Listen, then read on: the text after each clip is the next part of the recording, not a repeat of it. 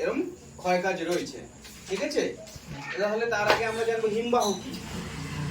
হিমবাহ কি? মানে তোমার কুয়াশা কুয়াশা না, হিমবাহ মানে স্যার মানে যে মানে বরফে সকালবেলায় যেরকম যে আবহাওয়াটাকে দেয়, মানে সকালবেলায় যে মানে ঠান্ডা গরম, ওটাকে হিমবাহ বলছে না। তুষারপাতের নাম শুনেছিস? হ্যাঁ। কোন জায়গার টেম্পারেচার মানে তাপমাত্রা যদি 0 ডিগ্রি সির নিচে নেমে যায়, হ্যাঁ তাহলে সেখানে কি হবে? জল বরফে পরিণত হয়ে যাবে। তাহলে পার্বত্য অঞ্চলে কি হয়? 0 ডিগ্রি। এই গরমে মানুষ দার্জিলিং বেড়াতে যাচ্ছে কেন? গ্যাংটক ঠান্ডার জন্য। ঠান্ডা। তাহলে দার্জিলিং এ ঠান্ডা কেন? ঠান্ডা ওই 0 ডিগ্রির নিচে কমে গেছে, সেই জন্য নিয়ে কি জন্য কমেছে ওখানে ঠান্ডা? স্যার সূর্যের তাপমাত্রাটা বেশি নেই সেই জন্য সূর্যের কিরণ। এখানে সবার আগে আমাদের যেটা গল্প জানতে হবে সেটা হচ্ছে উচ্চতার গল্প। কি গল্পটা জানতে হবে? উচ্চতার গল্প। ও এটা উচ্চতা, তাই তো? এটা হচ্ছে উচ্চতা। তাহলে আমরা এদিকে যত উপরে উঠবো তত উচ্চতা বাড়ছে। ঠিক আছে তো? তাহলে দার্জিলিং কি একটা পার্বত্য অঞ্চল? কি একটা পার্বত্য অঞ্চল, মানে ওটা পাহাড়ের মানে মধ্যে যে উচ্চতা বাড়লে তো মানে উষ্ণতা কমে। একদম তাই। এটাকে বলা হয় হচ্ছে কি, কি বলতো দেখিনি? এটা হচ্ছে কি প্রত্যেক 1 কিলোমিটার যখন আমরা এর উপর দিকে উঠবো, হ্যাঁ প্রত্যেক 1 কিলোমিটার, তাহলে 6 পয়েন্ট। গুড। এর আগে যে আমি বলেছিলাম না, হ্যাঁ, তাহলে 1 কিলোমিটার যদি আমি উঠি তাহলে সমান সমান হচ্ছে কি 6.5 বলে দে। 6.4 বা 5, 6.5 ডিগ্রি সেলসিয়াস তাপমাত্রা কমবে। যদি 1 কিলোমিটার উপরে উঠি তাহলে 6.5 ডিগ্রি সি তাপমাত্রা কমবে। তাহলে দার্জিলিং হচ্ছে গিয়ে একটা উচ্চ স্থানে অবস্থান করায় আমাদের এখান থেকে তাপমাত্রা কম।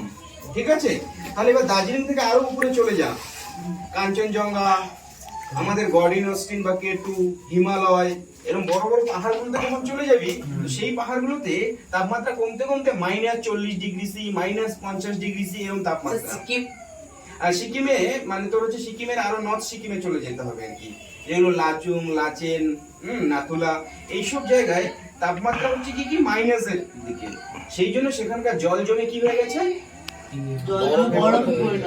জল জমে বরফ। তাহলে সেই জায়গায় কি বৃষ্টিপাতটা হয়, সেটা বৃষ্টির জল হিসাবে পড়ে না, তুষারপাত। স্যার স্যার আর এক জায়গায় আছে মানে জল ছুঁড়ে দিলে হঠাৎ করে বরফ হয়ে যাবে। হ্যাঁ, ওগুলো রাশিয়ার বিভিন্ন ভিডিওগুলো দেখা যায় আর কি। সেখানে রাশিয়ার একটা শহর আছে উইমিয়াকন, সেই শহর হচ্ছে গিয়ে মানে মানুষ বাস করে এমন হচ্ছে পৃথিবীর হচ্ছে সবচেয়ে শীতলতম একটা শহর আর কি। সেখানে তো গরম জল কেটলিতে পড়ছে, সেটা যদি বের করে এমন ছুড়ে দিই আচ্ছা বরফ হয়ে যাবে। ওটা কি করে না মানে ওটা কি করে? এবারে তাপমাত্রা কম আছে, ওটা আবার কিন্তু পাহাড় হতে হবে না, কারণ এর আগের দিন আমি পৃথিবী বোঝাতে গিয়ে তোদেরকে বলেছিলাম যে হচ্ছে কি আমরা নিরক্ষরেখা থেকে যত উত্তরে কিংবা দক্ষিণে যাব তাপমাত্রা কমতে থাকবে, কারণ সূর্যরশ্মি ওখানে লম্বভাবে না পড়ে তির্যকভাবে মানে পড়ছে। 650 ডিগ্রি অ্যাঙ্গেল করে। হ্যাঁ হ্যাঁ, না তাপমাত্রা সেখানে লম্বভাবে না পড়ে তির্যকভাবে পড়ছে। তাই হচ্ছে কি মেরু অঞ্চলগুলো যে আছে, মেরু অঞ্চলগুলো সর্বদাই হচ্ছে কি বরফ। তুই যে জায়গার ভিডিওটা দেখেছিস রাশিয়া মানে সাইবেরিয়া অঞ্চল, হ্যাঁ, তারপরে হচ্ছে কি যদি গ্রিনল্যান্ডে চলে যাস, সেই সমস্ত জায়গাগুলোতে এতটাই ঠান্ডা মেরু অঞ্চলের দিকে হওয়াতে আর্কটিক বা আন্টার্কটিক অঞ্চলগুলো সেখানে সবসময় এখানে জল নেই, সব ওই বরফেই জমে আছে আর কি। না ওখানে দেখছি গরম ম্যাগিটা নাম হলো, হ্যাঁ বরফ হয়ে গেল একদমই, ওখানে এরকমই অবস্থা। আবার চোখের পাতাগুলোতে সব কি বরফ দাঁড়িয়ে দেখবি বরফ হ্যাঁ, দাঁড়িয়ে আছে। হ্যাঁ সেটা তো ঠিক তেমনই হচ্ছে কি ওখানে বৃষ্টি হয় না, কি হয় তুষার পড়ে। তাহলে সেই তুষার ক্রমাগত ধর এই পাহাড়ের এই হাইয়েস্ট পিকে এখানে পড়ছে তুষার, ক্রমাগত এখানে তুষার পড়ছে, তুষারটা জমা হচ্ছে, তুষারটা এখানে জমা হচ্ছে। ঠিক আছে তো? জমা হতে হতে যখন হচ্ছে কি এটা কম্প্যাক্ট হয়ে গেল, শক্ত হয়ে গেল, তুষারটা বরফ খেয়েছিস? হ্যাঁ হ্যাঁ। আর এমনি তুষার কিন্তু দেখবি তুলার মতো, হ্যাঁ, তুষার পরে যেটা তুষারপাত তুলার মতো উড়ে উড়ে উড়ে মানে ফ্রিজের উপরে ফ্রিজের উপরে হ্যাঁ পড়ছে। আর যখন ওটা আস্তে আস্তে পড়তে পড়তে জমা হয়ে যাবে, যখন শক্ত হয়ে যাবে, হ্যাঁ এবারে শক্ত যখন হয়ে যাবে, বরফের থেকে বেশি শক্ত হয়ে যাবে, তখন ওকে গাইটি মেরে মেরে ভাঙা যায় না, মানে এত শক্ত হয়ে যাবে। তখন সেটা কি করবে, এটা তো একটা ঢাল আছে তাই না, তাহলে ঢাল মানে কি এটা গ্র্যাভিটি আছে, গ্র্যাভিটেশনাল, আমরা উপরে কোনো জিনিস যদি দেই তাহলে ওরকম ভারী তুষারটা কি হবে এবারে নামতে শুরু করবে, কি হবে এই ঢাল বেয়ে বেয়ে নামতে শুরু। যখনই তার মধ্যে গতি আসবে এই বরফটার ভিতরে তখনই সেটাকে আমরা বলবো হিমবাহ। বোঝা গেল তাহলে? তাহলে হিমবাহ কি? গতি যে ইয়েতে আসবে তাকে যখন তুষারপাতের ফলে তুষার জমা হয়ে গিয়ে পর্বত কোনো শৃঙ্গ বা কোনো একটা মহাদেশীয় অঞ্চলে তুষার জমা হয়ে গিয়ে তারপরে সে হচ্ছে কি ভূমির ঢাল বেয়ে যদি চলতে শুরু করে তাহলে তাকে আমরা বলবো হিমবাহ। ঠিক আছে, তাকে আমরা বলবো হিমবাহ। এবার হিমবাহ আর হিমশৈল দুটো আলাদা জিনিস। এইবার দেখ, এই হিমবাহ আন্টার্কটিকা যেগুলো বললাম মেরু অঞ্চল, আর্কটিক বা আন্টার্কটিকা, এবার আন্টার্কটিকার দিক দিয়ে এগুলো তো সমুদ্র ভাগ, এগুলো কি সমুদ্র। তাহলে এখান থেকে একটা বড় বরফের চাই খুলে গেল, সেই ডিসকভারি বা অ্যানিমাল প্ল্যানেটে দেখেছিস, হ্যাঁ, তো একটা বরফের চাই খুলে বেরিয়ে গেল, এবার সেটা ভেসে বেড়াচ্ছে সমুদ্রে। এই যে বড় বরফের চাইটা ভেসে বেড়াচ্ছে, এই সমুদ্রে ভাসমান এরকম বরফ খণ্ডকে বলা হয় হিমশৈল। টাইটানিক কিভাবে ধ্বংস হয়ে গেছিল? মানে বরফ সেই হিমশৈল থেকে- এরকমই একটা হিমশৈল, হিমশৈলের মধ্যে। এবার হিমশৈল দেখে তুই আন্ডার এস্টিমেট করে ফেলবি কিভাবে, কারণ হচ্ছে উপরে দেখবি যে অল্প একটু মাত্র বরফের মাথাটা বেরিয়ে আছে, কিন্তু না, এইখানে হচ্ছে কি বাইরে দিয়ে অনেক শক্ত থাকে না। হ্যাঁ, না, এটা হচ্ছে কি ইংরেজিতে বলে ল অফ ফ্লোটেশন। ফ্লোট মানে কি ভাষা, হ্যাঁ, তাহলে ভাষার একটা তথ্য আছে, সেটা হচ্ছে 1/9, অর্থাৎ 9% হচ্ছে গিয়ে নিচে, মাত্র 1% হচ্ছে গিয়ে জলের উপরে ভেসে থাকে, আর বাকি 9% হচ্ছে গিয়ে নিচে থাকে। হ্যাঁ, 1/9, ঠিক আছে। তাহলে টাইটানিক ইয়ের ধ্বংস তাহলে তো হ্যাঁ। বহুত বড় মানে ইয়েতে তাহলে ধ্বংস বিরাট হচ্ছে। বড় একটা হিমশৈলের হ্যাঁ, সঙ্গে, তাহলে নিচের দিকে তাহলে বহুত তাহলে রয়েছে তো। হ্যাঁ, ওর নিচের দিকে, উপরে অল্প একটু দেখা যাচ্ছে। হ্যাঁ, উপরে তো মানে এরকম একটা কথা মানে হ্যাঁ, নিচে হিমশৈল জানলাম, ঠিক আছে। তাহলে বললাম কি যে তার একটা গতি আছে হিমবাহের, যেমন নদীর একটা জলের গতি আছে, তেমনি হিমবাহেরও একটা কি গতি আছে। আর গতি যদি থাকে তাহলে সে ক্ষয় করবে, কি গতি থাকলে ক্ষয় করবে। এখানে যদি একটা কিছু এরকম চলতে থাকে, ক্রমশ তার ঘষা লেগে কি হবে, আমার মাটিগুলো উঠে যাবে এখান থেকে ছাদের মধ্যে, তাহলে সেটা ক্ষয় হবে না। ঠিক তেমনি ওরকম হিমবাহ যখন এরকম চলতে থাকবে তাহলে তার ক্ষয় হবে। ও তার মানে ওই হিমবাহ মানে ওটা বুঝাচ্ছে যে ওটাকে, ওটা নিচে থেকে আসছে, হ্যাঁ, ওটাকে মানে ইয়ে হয়ে জল হয়ে যাচ্ছে আমাদের, ঠিক আছে? হ্যাঁ, নিচে এসে তারপরে জল হয়ে যাচ্ছে, জল হয়ে- কিন্তু একটা রেখা পর্যন্ত, ধর এর নিচে আর জমছে না, এর নিচেরটা হচ্ছে কি কি জলই থাকছে, কিন্তু এর উপরে সমস্ত জল বরফে পরিণত হয়ে গেছে, তাহলে এই রেখাটাকে বলা হয় হচ্ছে হিম রেখা। তাহলে এই রেখাটাকে কি বলা হয়? হ্যাঁ, তাহলে এই পর্যন্ত হচ্ছে কি হিম রেখা, ঠিক আছে। এটা হচ্ছে হিম রেখা, কারণ হচ্ছে এই পর্যন্ত বরফে পরিণত হয়ে আছে, তার নিচেরটা হচ্ছে জল, বোঝা গেল। এইবারে এই যে হিমবাহ আছে, এই হিমবাহ বিভিন্ন ধরনের হয়। আমার দিকে দেখ, হিমবাহ বিভিন্ন ধরনের হয়। এইবারে দেখ, ছিঁড়ে গেছে এটা হচ্ছে মহাদেশীয় হিমবাহ। এটা কি হিমবাহ? মহাদেশীয়। মহাদেশীয় হিমবাহ, যেটা হচ্ছে কি এরকম পাহাড় পর্বতের ব্যাপার না, একটা বিস্তীর্ণ অঞ্চল জুড়ে সেই হিমবাহটা থাকবে। যেমন আন্টার্কটিকা একটা বিস্তীর্ণ মহাদেশ, হ্যাঁ। পুরোটাই একটা হিমবাহ। হ্যাঁ। গ্রিনল্যান্ড পুরোটাই একটা হিমবাহ। ওখানে উচ্চতা বা পাহাড় কিছু ভেরি করে না, কারণ ওর অবস্থান হচ্ছে মেরু অঞ্চলে। তার অবস্থানগুলো কি মেরু অঞ্চল। মেরু অঞ্চল, আর মেরু অঞ্চলে এমনিতেই শীত। তাহলে সেখানে যে বিস্তীর্ণ অঞ্চল জুড়ে যে তুষার জমা হয়ে থাকে, সেটাকে আমরা বলবো হচ্ছে কি কি মহাদেশীয় হিমবাহ। মহাদেশ মানে কি?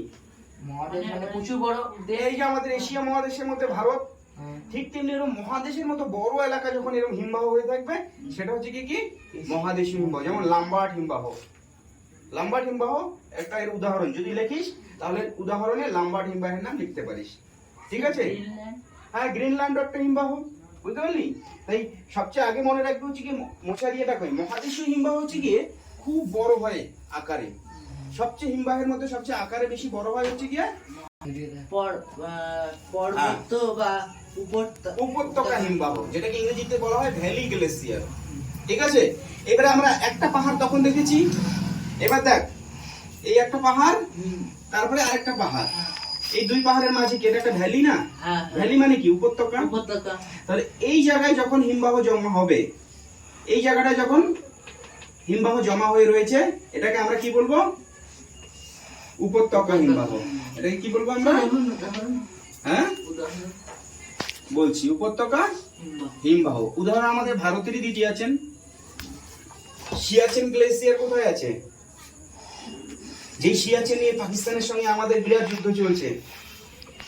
এখনো চলছে স্যার? হ্যাঁ, তো সিয়াচেন অঞ্চলে মাইনাস হচ্ছে গিয়ে 40 ডিগ্রি 45 ডিগ্রি টেম্পারেচারে ভারতের ফৌজিরা থাকে সেখানে। আর ওখানকার একটা ফৌজিকে মেনটেন করতে গিয়ে 1 কোটি টাকা বেশি খরচ হয়ে যায় ওদের যা ড্রেস আপ, কারণ -42 থাকতে হয়, বুঝতে পেরেছিস? একটা খাবার খেলে সেই খাবারটা তো ঠিক মতো পাচন হয় না, ডাইজেস্ট হয় না। পৃথিবীর সবচেয়ে উঁচু ব্যাটেল ফিল্ড বলে ওটাকে, মানে যুদ্ধক্ষেত্র হচ্ছে সিয়াচেন। ভারতও চাইছে ওই জায়গাটা দখল রাখতে, পাকিস্তান ওই জায়গাটা দখল রাখতে চাইছে। ওটা হচ্ছে কি একদম ভারতের যে সেই যে নর্দার্ন টিপটা যে আছে, যে জম্মু কাশ্মীরের যে একদম নর্দার্ন টিপটা, এই যে এই অঞ্চলটা যে আছে, এই অঞ্চলটা হচ্ছে সিয়াচেন। এদিক থেকে তো পাকিস্তান স্টার্ট হয়ে গেল, এটা ইন্ডিয়ান, আর একটা থেকে চায়না। তো এই জায়গাটা হচ্ছে সিয়াচেন। তাহলে এই এরকম একটা, এখানে কি পাহাড় আছে? পর্বত, যেটা কারাকোরাম। কি পর্বত? কারণ এই পাশ থেকে তো আমাদের হিমালয় শুরু হয়ে গেল। আমি তো বলেছি আটখানা চাঁদের মতো এই পাশটা হিমালয়, আর এটা হচ্ছে কারাকোরাম। তাহলে কারাকোরামের একটা সিংহ কি? কেটু। কেটু বলে না ভারতবর্ষের সর্বোচ্চ সিংহ কি? সর্বোচ্চ সিংহ কি? আমার দিকে দেখ, কেটু নামটা কোথা থেকে এলো? কারণ এই পাহাড়টার নামই কারাকোরাম, তাই কারাকোরাম 2, এই জন্য এটাকে বলছি কেটু। ঠিক আছে? তাহলে হচ্ছে কি, যখন এরকম পর্বতের উপত্যকায় এরকম হিমবাহ জমা হয়ে যায়, সেটাকে আমরা বলবো হচ্ছে কি কি? কেটু। উপত্যকা হিমবাহ। যার একটা উদাহরণ হচ্ছে গিয়ে, যার একটা উদাহরণ এরকম লিখবি হচ্ছে কি কি? উপত্যকা সিয়াচেন। যার একটা উদাহরণ হচ্ছে কি? সিয়াচেন। সিয়াচেন। আর উদাহরণ হচ্ছে সিয়াচেন হিমবাহ। ঠিক আছে? তাহলে মহাদেশীয় হিমবাহ গেল। শিনচেন দিয়ে মনে রাখতে পারিস। তোরা ইয়ে দেখিস না কার্টুন, যেখানে শিনচেন আছে, তাহলে সেই নামটা দেখ মিলে যাচ্ছে সিয়াচেন। ঠিক আছে? তাহলে সিয়াচেন গ্লেসিয়ার হচ্ছে কি আমাদের ওরকম একটা হচ্ছে কি উপত্যকা হিমবাহের উদাহরণ। তাহলে মহাদেশীয় হিমবাহ, উপত্যকা হিমবাহ, আর এটা কি হিমবাহ? সিয়াচেন হচ্ছে উদাহরণ। ঠিক আছে?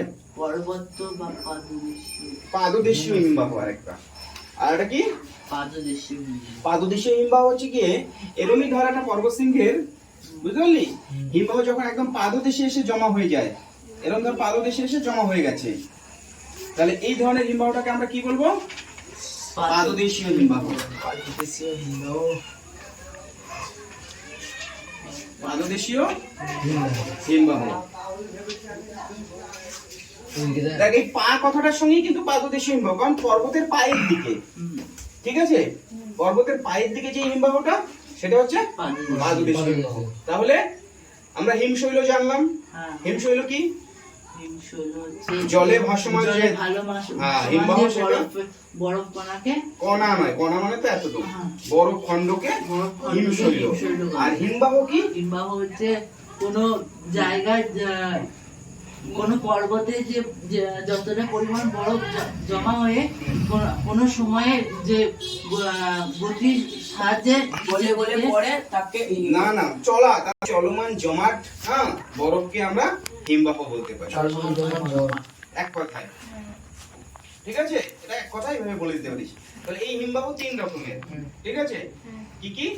চলমান জমাট, আর একটা পাদদেশীয় হিমবাহ, একটা উপত্যকা হিমবাহ, আর একটা হচ্ছে মহাদেশীয় হিমবাহ। ঠিক আছে? তাহলে এই হিমবাহের হচ্ছে কি কি ক্ষয় কাজ রয়েছে। ঠিক আছে? তো নদীর মতো এই হিমবাহ হচ্ছে কি ক্ষয় করছে। ওকে? এবারে নদীর আমরা পড়েছি যে 4-5 রকম ভাবে ক্ষয় করে, তাই তো? অবঘর্ষ, ঘর্ষণ, সংঘর্ষ, তাই না? ঠিক তেমনি হিমবাহ হচ্ছে কি 2 ভাবে ক্ষয় করে। ঠিক আছে? একটা হচ্ছে কি কি উৎপাটন, একটা কি উৎপাটন, উৎপাটন, আর একটা অবঘর্ষ। উৎপাটন বা প্লাকিং। উৎপাটন বা প্লাকিং। প্লাক চিনিস? কোনো কিছু তুলে নেওয়া। উৎপাটন মানে কি? তো জলটা উপরে নেওয়া। আর এই ব্যাপারগুলোকে বলে উৎপাটন। তাহলে যেখান দিয়ে হিমবাহটা এরকম বসে বসে যাচ্ছে, সেখানে সেই জায়গাটায় তো অনেক পাথর টাথর আছে, তাই না? সেই জায়গাটায় অনেক পাথর টাথর আছে। এবারে সেই পাথরগুলোকে সে তুলে নিচ্ছে, উপরে নিয়ে আসছে। ঠিক আছে? তো তুই যদি পা দিয়ে কোনো একটা রাস্তায় এরকম ঘষিস, তোর পায়ের সঙ্গে অনেক পাথর টাথর, গুঁড়ো পাথর সরে যাবে না? না স্যার, ভিজে মাটিতে আমি আরেকটা কি হচ্ছে গিয়ে অবঘর্ষ। অবঘর্ষ। আর কি? অবঘর্ষ। অবঘর্ষ। অবঘর্ষ। অবঘর্ষ বুঝতেই পারছিস, সেটার ক্ষেত্রে কি হবে? ঘর্ষণ ঘর্ষণ। অবঘর্ষণ হবে।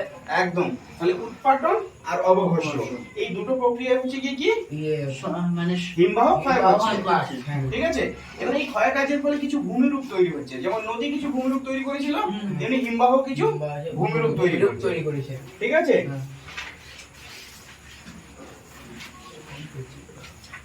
এইবার দেখবি 3D শেপে যদি দেখিস, এই ধর এই, ঠিক আছে, 3D শেপে আমরা দেখছি এই একটা হচ্ছে পাহাড়ের পিক, সিংহ, ঠিক আছে, পর্বত সিংহ, এটা হচ্ছে পর্বত সিংহ, ঠিক আছে।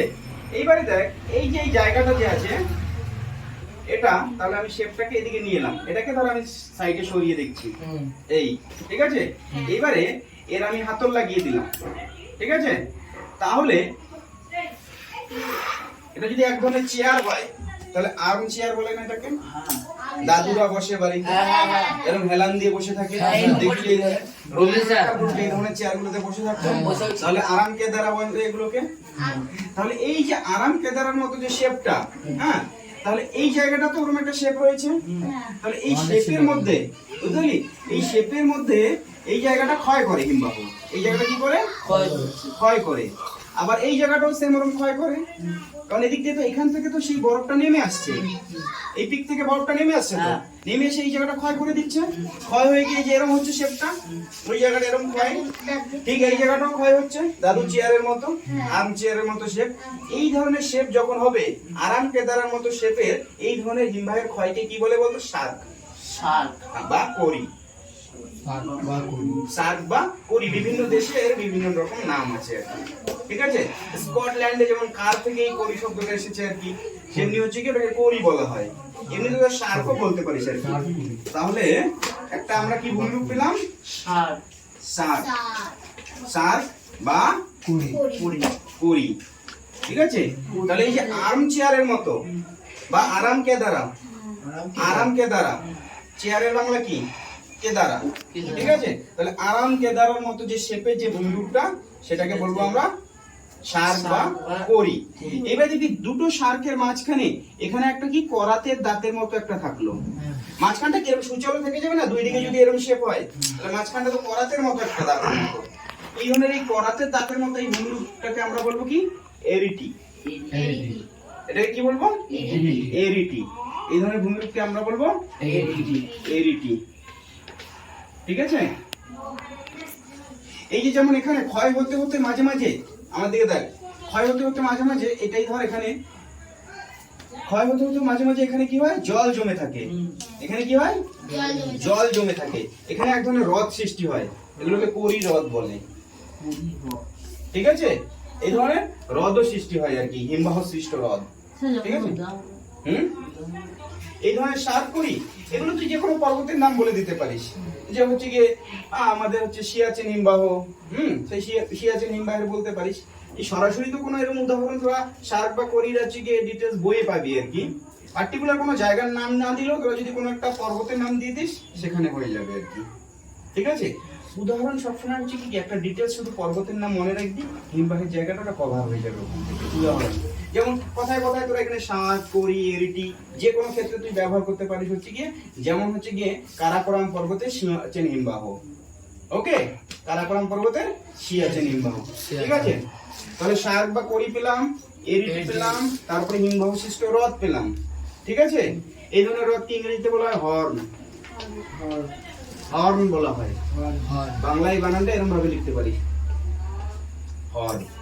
গাড়ির যে হর্ন আছে সেই হর্নের মতো ওই ধরনের একটা লেখ, হর্ন, ঠিক আছে। তাহলে শার্ক বা করি, এরিটি, হর্ন পাওয়া গেল। আরো একটা খুব ভালো ভূমিরূপ আছে, ঝুলন্ত উপত্যকা। খুব ভালো একটা ভূমিরূপ আছে হচ্ছে কি?